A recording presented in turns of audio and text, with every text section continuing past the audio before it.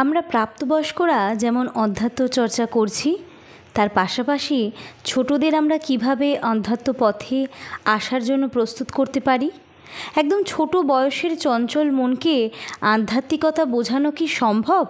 ছোটদের নিয়ে আমি কিছু বলতে গেলেই হয়তো অনেকে হৈ হৈ করে উঠতে পারেন। আপনার নিজের তো সংসার সন্তানাদি নেই, আপনি আবার বাচ্চাদের বিষয়ে কথা বলার জন্য আদর্শ লোক হলেন কি করে মহারাজ? স্বামী সর্বপ্রিয়ানন্দজি বলছেন। কিন্তু মজার ব্যাপার কি জানেন, আমার সন্ন্যাস জীবনের বেশি সময়টাই কেটেছে ছোটদের সঙ্গে। সবে তখন সন্ন্যাসী হয়েছি, এমন একটি ধারণা নিয়ে বসে আছি যে সন্ন্যাস জীবনে ধ্যান, জপ, শাস্ত্রপাঠ, এর বেশি আর কী বা করতে বলা হবে আমায়। কিন্তু আমাকে প্রথম কোন কাজটি ধরানো হলো বলুন তো? একটি হোস্টেলে 10 বছর বয়সী 40টি ছেলের দেখভাল করা। 40! ভাবুন একবার। সংসার ধর্মে থেকে বিয়ে থা করলে বড়জোর একটি বা দুটি সন্তানের বাবা হতাম, আর এখানে একসঙ্গে 40। কাজেই ছোটদের সঙ্গে ঘর করার অভিজ্ঞতা আমার দীর্ঘদিনের। ওদের বিষয়ে একটি কথা আমাদের খুব ভালো করে বুঝতে হবে এবং খেয়াল রাখতে হবে। ছোটরা কিন্তু কথা শোনার চেয়ে অনুকরণ করে বেশি।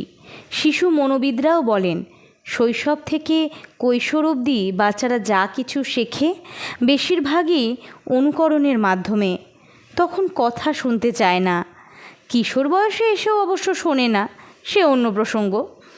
যাই হোক, যেটি বলছিলাম, প্রথম কথা হচ্ছে, ছোটরা যে পরিবারে, স্কুলে, সমাজে বড় হয়ে উঠছে, সেই পরিসরে আমরা বড়রা কি করছি, আমরা যা করব ওরাও কিন্তু তাই অনুকরণ করবে।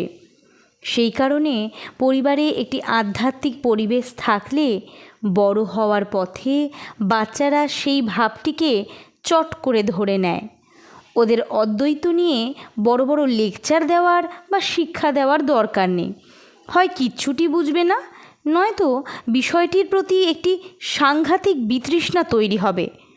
মানসিকভাবে গ্রহণ করার জন্য প্রস্তুত না থাকলে কোনো জিনিস, সে যতই হিতকর হোক, আমাদের উপর জোর করে চাপিয়ে দিলে সে সম্বন্ধে অনেক সময় একটি বিরক্তি চলে আসে।